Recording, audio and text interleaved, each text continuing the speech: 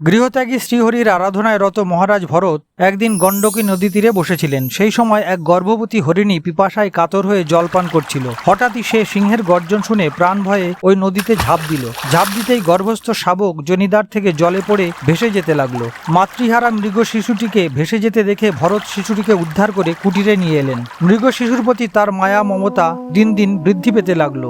নিজের পুত্রের মতো তার লালন পালন করতে লাগলেন।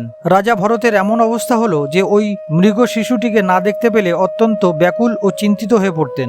যেন নিজ প্রারব্ধ কর্মই মৃগ শিশুর রূপ ধারণ করে তাকে সকল ধর্মানুষ্ঠান ও ভগবত সেবা থেকে নিরস্ত করল। অবশেষে সব ত্যাগ করে ওই মৃগ শিশুটি নিয়ে তিনি দিন যাপন করতে লাগলেন। মৃগ শিশুর প্রতি আসক্ত রাজর্ষি ভরত ওই মৃগ শাবককে লালন পালন করতে গিয়ে নিজের স্বরূপ ভুলে গেলেন। এমন সময় অপ্রতিহত কাল দূরতিক্রম তীব্র বেগে সর্প যেমন মুশিকের গর্তে প্রবেশ করে সেই রকম ভাবে তার সম্মুখীন হলো। মৃগ শিশু তার পাশে পুত্রের মতো শোকাকুল হয়ে বসেছিল। তিনিও তারই দিকে একাগ্রভাবে তাকিয়েছিলেন এবং তার মনও সেই মৃগের প্রতি লগ্ন হয়েছিল। এই রূপে মৃগের প্রতি আসক্ত অবস্থাতেই তার প্রাণ ত্যাগ হলো। তদনন্তর মৃত্যুকালীন ভাবনা অনুসারে সাধারণ মানুষের মতোই দেহান্তরে তিনি মৃগ শরীর প্রাপ্ত হলেন।